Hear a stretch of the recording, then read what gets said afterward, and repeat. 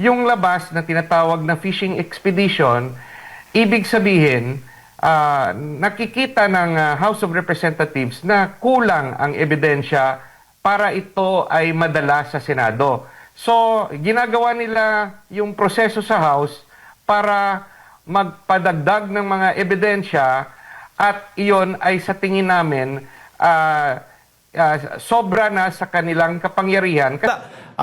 Okay, nasa linya na. Bumalik na po sa linya ng ating komunikasyon si Attorney J.D. Hinlo. Attorney?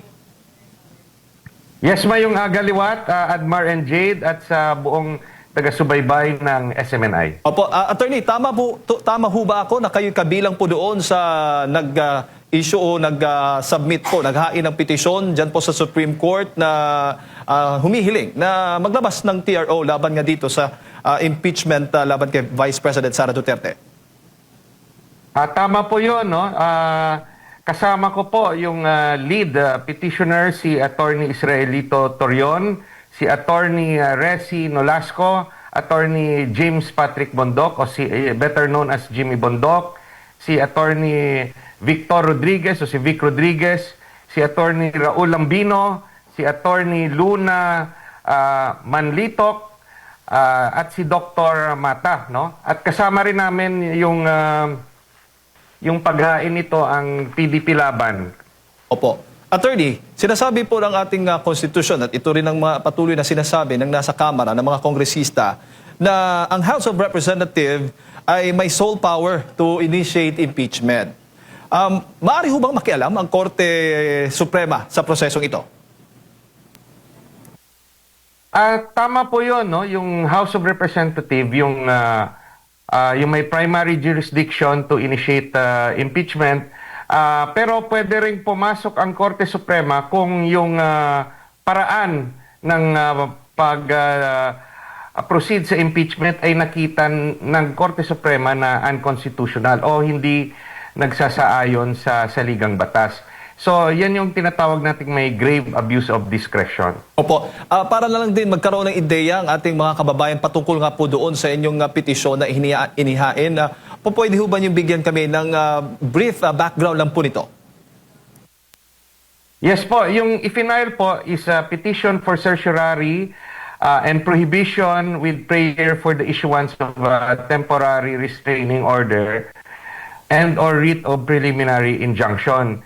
Kasi po, during the proceedings, yung dapat na trabaho ng House of Representatives at ito'y sa ngayon nasa stage ng House Committee on Justice, ayun lang yung pag-determine if there's a compliance with the form, with the substance, and the grounds. Now, sabi naman po ng House Committee on Justice, merong compliance enough to endorse the impeachment complaint sa plenaryo. Yung naging problema po, after a finding base sa four corners of the complaint, ay nagkakaroon pa po ng proseso dahil po sa ideya nila ng due process na magkaroon ng mini trial.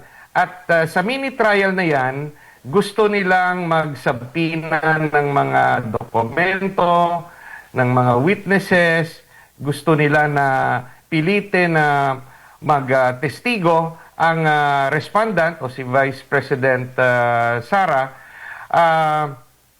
Yun yung sa tingin namin na why is there a need for a mini trial when the only issue is to determine kung yung complaint ay nasasang-ayon sa kinakailangang basehan para ma-i-file ang impeachment sa Senado. Kasi yung trial ay nasa Senado. Yung labas na tinatawag na fishing expedition, ibig sabihin, nakikita ng House of Representatives na kulang ang ebidensya para ito ay madala sa Senado. So, ginagawa nila yung proseso sa House para magpadagdag ng mga ebidensya at iyon ay sa tingin namin sobra na sa kanilang kapangyarihan kasi dapat yung House of Representatives ay magdedetermine lang ng complaint base sa i-file ng mga complainants at hindi sila yung complainant themselves. Unless na sila yung nag-initiate ng complaint based on a one-third vote at yun ay hindi nila ginawa at yung nag-initiate ay third parties. Opo. So, if they wanted to, they should have started the complaint at hindi na kailangang dumaan sa House. Kaso na-file na ng mga pribadong sektor o private complainants ang complaint at lumampas na sa oras at hindi na sila pwedeng mag-file at this late stage. They have to wait for another year kung gusto nila na yung complaint ay nasasang-ayon sa kanilang sariling ebidensya. Opo. So, attorney, sa madaling salita, mali po yung pagsabpina ng mga dokumento o SALN ng Vice Presidente at maging yung mga iba pang ebidensya laban sa kanya? Dapat yung mga ebidensyang yon ay included na sa complaint na i-file sa House of Representatives. Hindi pwede na yung Committee on Justice na sila mismo yung kumuha ng ebidensyang yon kasi yung kanilang trabaho ay limited lang sa i-file na ebidensya at complaint. Now, if they initially found na merong substance, merong ground at in accordance to form yung impeachment, yung kanilang trabaho ay merely to ask the respondent to answer, and that already complies with due process na yung sinasabi ng Korte Suprema na kailangan gawin, yung due process na yan. At yan rin yung hiningi ng respondent o nung nina Attorney Torion nung inoppose yung first impeachment na it should be compliant with due process. So, what is meant by that is to give the respondent the opportunity to answer. At sumagot naman si VP Sara. At from that answer, dapat i-determine ng House yung complaint with the answer kung ito'y enough to file it with the Senate. Hindi pwede po sa aming tingin na magkaroon ng mini trial at kung sa tingin nila kulang yung ebidensya ay kukuha sila ng mga bagong ebidensya para isali sa complaint. Pag ganun po, dapat separate complaint yung i-file ng buong House of Representatives na kailangan may pirma ng one-third of its members. Hindi ginawa ng House of Representatives yon dahil nga nauna na i-file yung mga complaints by individuals o by groups. Opo. Dapat pala, attorney, yung complainant, isinama na yung pwede bang gawin yon ng complainant bago niya inihain sa Kamara na hingin yung SALN mula doon sa ombudsman? Lahat ng ebidensya na ngayon ay nakikita, narinig natin, dapat noon pa yan sa first stage ay ginawa na ng mga complainant? Tama po yun, di ba, na ririnig naman natin sa ombudsman na willing sila magbigay ng mga ebidensya if it is for a proper purpose o legal purpose. Di sasabihin ng private complainant o complainants sa ombudsman that this is in support of the impeachment complaint. Pero at the same time, meron ring mga investigasyon na barred by law na pwedeng humingi yung private complainants like yung mga bank deposits, yung mga impormasyon galing sa government offices where it violates Data Privacy Act, Bank Secrecy Law, Foreign Currency Deposit Act. Kasi nasa batas na bawal yon isubpoena except if the subpoena comes from a court. Now, the House of Representatives through the House Justice Committee is not a court.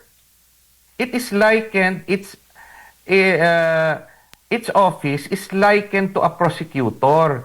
Yung may karapatan lang na magsubpoena sa aming tingin ay yung Senado because it's only the Senate that acts like a court. So, how can you subpoena yung mga bank deposits, yung action ng House of Representatives through the House Justice Committee is likened to a prosecutor. Hindi pwede po yun sa aking tingin dahil baka na-mistake no, yung House of Representatives thinking that it is already acting like a court. Hindi nga sila korte dahil yung trial ay nakareserba sa Senado. Opo, nako, napakalinaw, attorney. Dapat pala, hindi ito itinuring, idineklarang may form, substance at grounds itong impeachment complaints laban kay Vice Presidente. Kung sa tingin ng House Justice Committee no, on Justice na kulang ang ebidensya, dapat ibinasura na yung complaint against VP Sara just like sa ginawa nila sa mga complaints laban kay Pangulong Marcos. Dito rin pumapasok yung constitutional provision on equal protection of the laws or yung Equal Protection Clause of the Philippine Constitution na nagsasabi na yung mga tao o persona similarly situated, the law should be applied equally sa kanila. Hindi pwede na yung kay President Marcos, sa tingin nila kulang yung ebidensya, ay dinismiss nila. Yung kay VP Sara naman, sa tingin nila kulang yung ebidensya, kaya maghahanap pa sila ng dagdag na ebidensya. Kasi sa tingin nila, kung nakulang yung ebidensya, madidismiss lang ito sa Senado. So, hindi pwede na magkaiba yung parameters at conditions na pagtrato sa complaint laban kay Pangulong Marcos at laban kay pangalawang Pangulo Duterte. At ang nais lang nila, attorney, mapatunayan kung mayroon, kaya ang gusto nilang hingin itong mga dokumento ito, itong SALN ng Vice Presidente, para mapatunayan na may unexplained wealth di umano ang Vice Presidente? Trabaho yan ng complainant or pwede rin ginawa yan ng House of Representatives kung directly sila yung kumalap ng 1/3 votes at kung may ganyan silang ebidensya, i-file na nila kaagad yan no? Sa Senado. They are not the court. They are treated like a prosecutor. Either sila mismo mag-initiate, no? What they should have done is gather those evidence through committee hearings, hindi as an impeachment prosecutor. Kasi worried sila na if they will do it individually or as private citizen, hindi sila pagbibigyan ng mga bangko, hindi sila makakuha ng SALN. Although yung naririnig naman natin sa Office of the Ombudsman, iba na yung interpretasyon nila sa paghingi ng SALN na magko-cooperate sila unlike nung previous ombudsman na talagang very strict. At as a general rule, yung pagbigay ng SALN o access to SALN, dapat may consent ng party being investigated unless nga na korte na yung nag-subpoena or unless na yung caretaker ng SALN, which is the ombudsman, is the one who initiates the complaint. In this case, yung nag-initiate ng complaint, mga pribadong tao. So, at this stage pala, yung nasabi ko kanina, PDP Laban is not included as a complainant. It is only private individuals as taxpayers, no? Mga abogado at kasama rin si Dr. Richard Mata. Opo. So, the complaint that was filed does not include PDP Laban as a political party. Merong lalabagin ho ba ang ombudsman o mga bangko kapag inisyu po nila itong mga hinihingi ng House of Representatives? At kung magkaganon man, grounds din ho ba ito ang another violation ng ating konstitusyon kapag umusad? Mabuti na nag-file ng ganitong kaso para it will now be a justifiable issue for the ruling of the Supreme Court. Dito natin malalaman. Kasi pag hindi natin ginawa ito, hindi natin alam, and it will be subject again to a series of debates between many sides kung tama lang ba na hingin ng House Committee on Justice yung mga bank accounts, yung mga ibang impormasyon using their subpoena power even if it is not a court or it is acting not as a court. Ako at yung mga kasama ko naniniwala na pag pinilit nila yon, labag yan sa konstitusyon dahil only the Senate sa impeachment proceeding will act as a court dahil yung trial ay nasa Senado lang. At in this particular case, dapat malaman ng mga congressman natin, no, na this is a different jurisdiction, yung impeachment office na ginagawa nila at impeachment proceeding, magkaiba ito sa mga committee hearings na ginagawa nila during legislative investigations, kung saan may blanket authority sila magpasabpina kahit kanino in aid of legislation. Pero dito, they are acting limited, no, to their office in an impeachment proceeding. At napakaklaro na yung trial ay limited lang sa Senado. At yung pag sinasabi nating may trial, yan po ang korte na may karapatan lang pwede magsabpina ng mga ebidensya in aid of the trial. Dito, yung determination nila is likened to a prosecutor limited to the complaints filed. Opo. Attorney, bago ko po ipasa kay partner Admar, ngayong hinihintay po natin ang issuance o release ng TRO po ninyo, hiling na TRO ng grupo po ninyo mula dyan sa Supreme Court. Ang House of Representatives ay hindi po mapipigilan po nito. Magpapatuloy pa rin habang hinihintay itong desisyon ng Supreme Court. At kung magkaganon man, panibago na naman po itong grounds din po na maaari nyo pong questionin sa susunod o ng iba pang mga abogado pagdating sa issue ng jurisdiction ng Kamara. Tama po yun. Hanggang hindi nakakakuha ng restraining order, hanggang walang injunction na makuha yung petitioners at kasama ako doon, trabaho rin ng House of Representatives at ng House Justice Committee na ipagpatuloy ang kanilang proseso.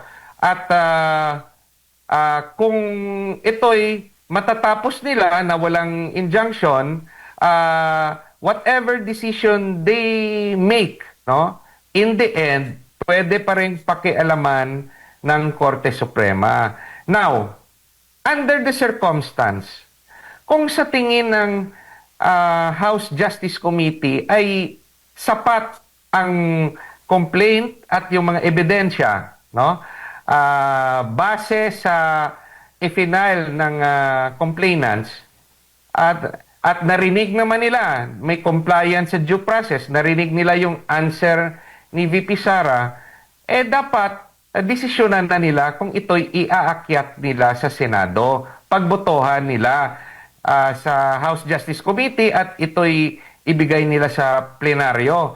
At kung may 1/3 votes, for trial na ito ng Senado. And I believe na kung ito'y mangyari, doon natin maririnig in a full-blown trial yung mga depensa at yung explanation ni VP Sara kung bakit may mga pangalan na fictitious na konektado sa mga confidential fund. Kasi yun nga, it is confidential na pag nalaman ng buong mundo kung sino si Mary Grace Piatos at ito'y isang tao na nagbigay ng intelligence report laban sa mga kalaban ng bayan o sa mga rebelde, mapapahamak po yung buhay ng tao na nasa likod ng Mary Grace Piatos. So, yan po, very careful sa tingin ko ang legal team at si VP Sara sa impormasyon at only a court, no? Only a court can force the VP to do that. And even, ito sa aking paniwala, And even if the court would order the Vice President with the pain of contempt, pwede rin niyang base sa kanyang paniwala na hindi ibigay yung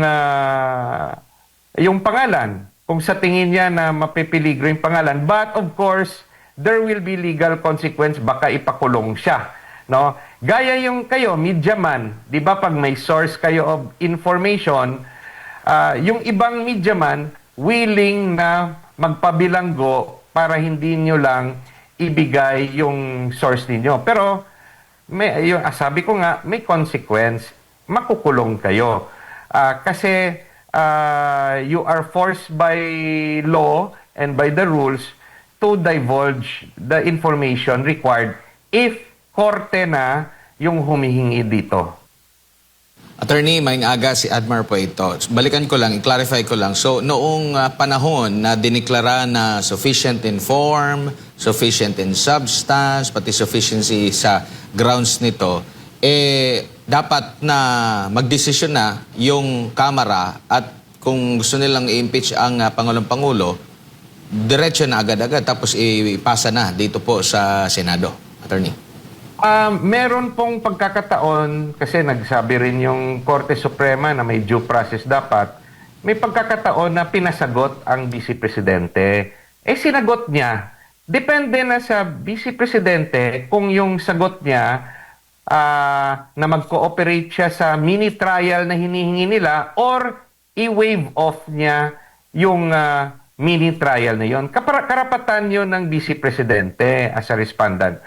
Kung i-waive off niya, mapepwersa kasi na-comply na yung due process na sinabi ng Korte Suprema sa first impeachment case.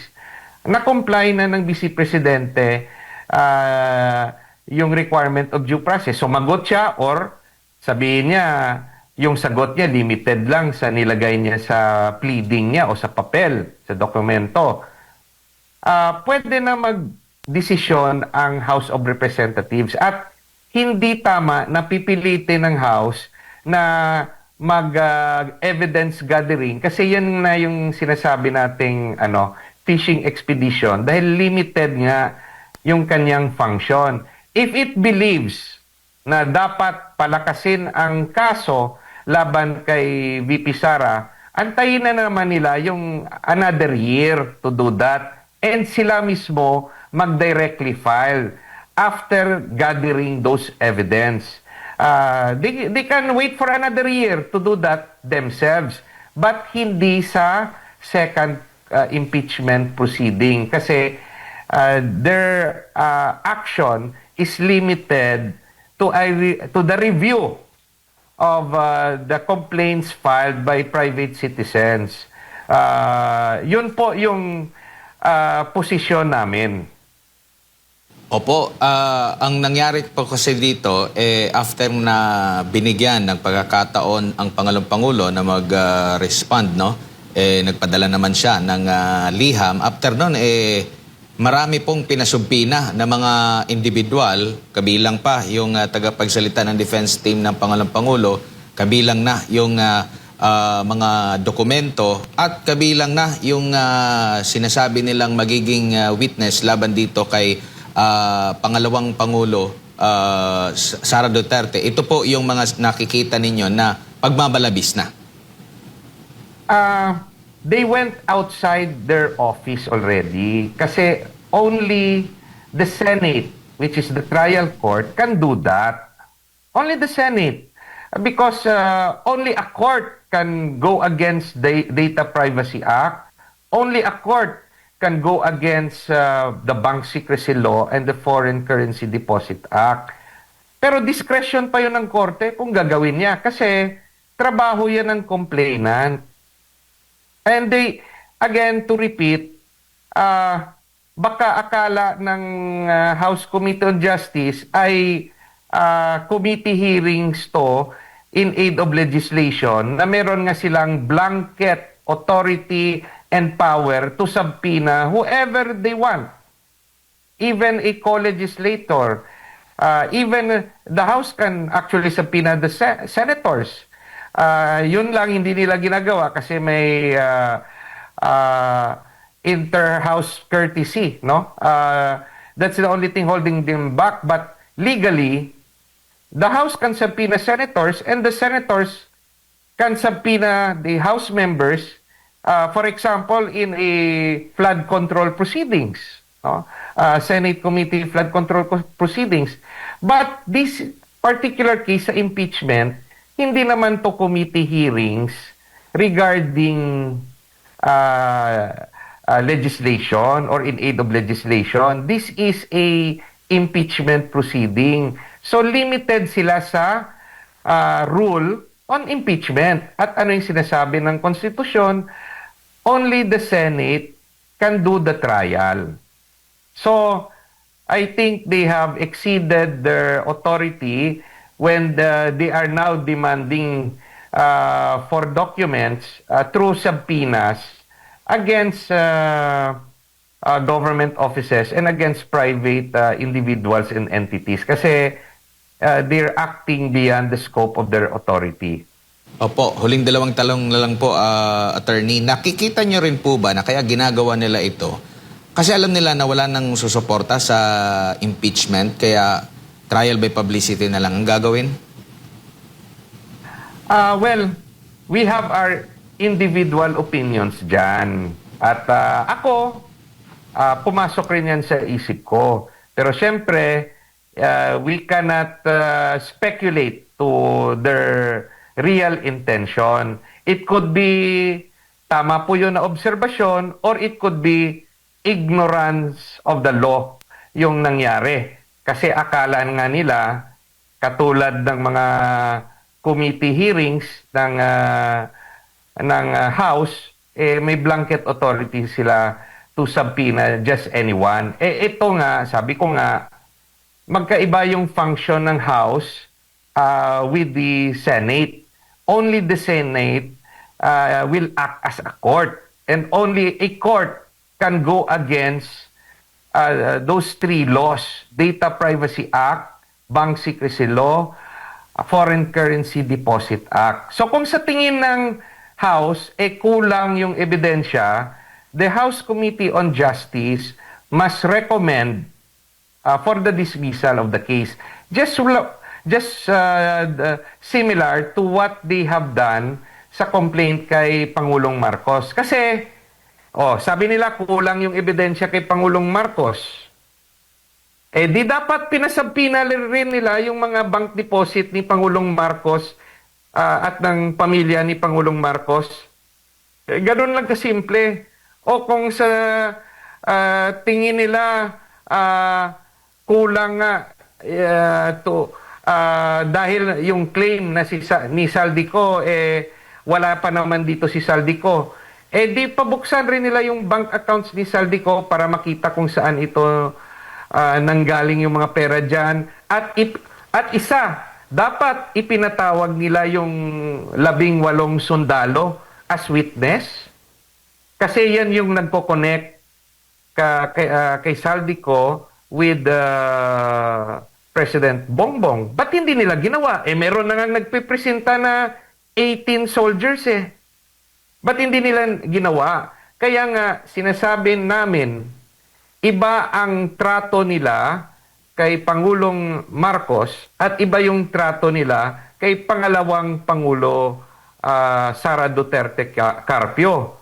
Hindi pwede yon dahil sabi nga ng Section 1, Article 3 ng Constitution, yung Equal Protection Clause na dapat pareho yung pagtrato kay VP Sara at kay President Bongbong. Opo, kumbaga, attorney, may double standard kasi marami din kumo-question. Halimbawa, doon po sa pera ng pangalawang Pangulo na ilang taon, tumaas ito. Pero kung ikukumpara doon naman sa pagtaas mula sa hundreds of million ni dating Speaker Romualdez, tumaas din ito ng ilang bilyon. Pero hindi ganoon yung treatment po ng dalawang side na yun, attorney. Tama po kayo. Kaya nga hindi dapat ganoon. Dapat yung batas, walang kinikilingan, dapat pareho lahat. At yung regarding SALN, no? SALN, you must remember na naging commissioner ako ng Presidential Anti-Corruption Commission. Kaya alam ko yung sinasabi ko. Yung SALN ng mag-asawa ay combined yon. They are both combined. So, yung nagtatrabaho sa gobyerno, yung kanyang kita ay ano yon, steady yon, fix, no? Fix. Pero yung kita ng isang abogado gaya ni Attorney Manscarpio, sky is the limit. Kasi yung attorney's fees, agreement between the lawyer and the client. Kung tumaas man yung declaration of SALN ng ating pangalawang Pangulo, dahil yung husband niya ay isang private lawyer na siguro mas mataas sumingil kaysa sa singil ni Attorney Hinlo. Kaya lumaki yung SALN ng pangalawang Pangulo. Kasi nga yung husband niya wala naman sa gobyerno. Private lawyer. Yun yung explanation. Now, if you want to challenge it, o yung mga complainants are challenging it na ill-gotten yung pera na ni na Vice Presidente at ni Attorney Manscarpio, trabaho nila na kumalap ng ebidensya at hindi yan trabaho ng House Committee on Justice. Kaya nga tinatawag nating fishing expedition dahil limited lang po ang kapangyarihan ng House Committee on Justice at even by the plenary of the entire House of Representatives. Only a court, only the Senate acting as a court can do that if it wants to. Opo. Huli na lang po, attorney, sa ibang topic lang po, no? May kasamahan po kayo sa PDP Laban Legal Council at ang kasalukuyan pong Region 11 Council President, si Attorney Israelito Torion, sa kanyang post kahapon ata, may pinalutang po na Sara Baste sa 2028. Ano po ang masasabi niyo rito, Attorney? Lahat kami, kasama kayo, no? May kanya-kanya tayong mga spekulasyon, may kanya-kanya tayong let's say partnership o team up na paborito. Pero at the end of the day, desisyon yan ni Vice President Sara Duterte kung sino yung kanyang magiging vice. At sabi nga niya sa interview sa inyo, na meron na siyang napili, inaantay niya na lang ang sagot ng kanyang napili. So, kung merong paborito si Attorney Torion na maging Vice Presidente ni VP Sara at yun ay ang kanyang kapatid, si Mayor Baste Duterte, very qualified si Mayor Baste Duterte because he is a local chief executive. He's the mayor of Davao na well-managed. So kung sa tingin ni VP Sara gusto niyang kapareha si Mayor Baste, that is very welcome. But again, there are those saying na gusto rin nila si Senator Rodante Marcoleta dahil sa ibang lugar naman nanggagaling. Yung iba naman sinasabi gusto nila si Senator Bongo dahil isa na siyang senador at number 1 senator. At meron rin no, na nagsasabi na si Senator Robin Hood Padilla ang gusto nila kasi taga-norte, gaya ni Senator Rodante Marcoleta at pinagkakatiwalaan si Senator Robin ni Vice Presidente Sara.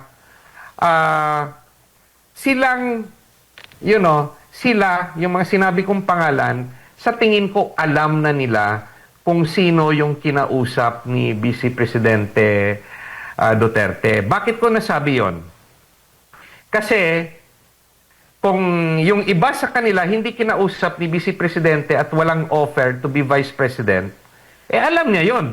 Alam yun ni Senator Bongo, alam yun ni Senator Marcoleta, ni Senator Padilla at ni Mayor Baste.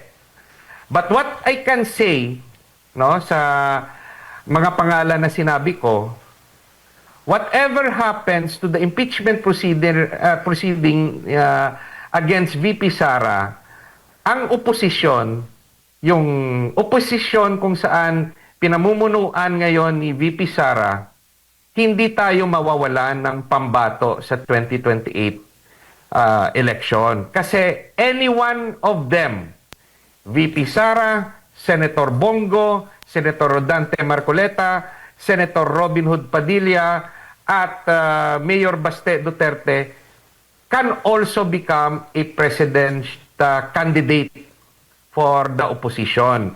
So, yung ginagawa ng mga kalaban ni VP Sara na ipa-impeach siya, at worst case scenario, hindi yan matitigil yung pakikibaka natin sa pag-impeach kay VP Sara because our belief sa leadership ni VP Sara is transferable kung kanino niya ito ililipat.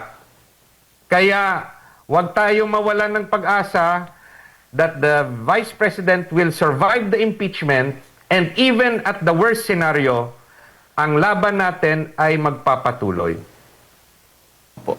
Attorney, daghan kayong salamat. Maraming salamat po sa inyong oras at sa pagbibigay po ninyo ng impormasyon ngayong umaga. Sa ulitin po.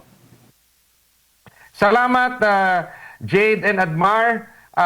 Talagang mahal ako ng SMNI kasi suki niyo ako dito. Salamat po. Thank you, Attorney J.D. Hinlo, mga kababayan ating nakasama na pakinggan ngayong umaga. Kaugnay nga po dito sa impeachment complaints laban kay Vice President Sara Duterte.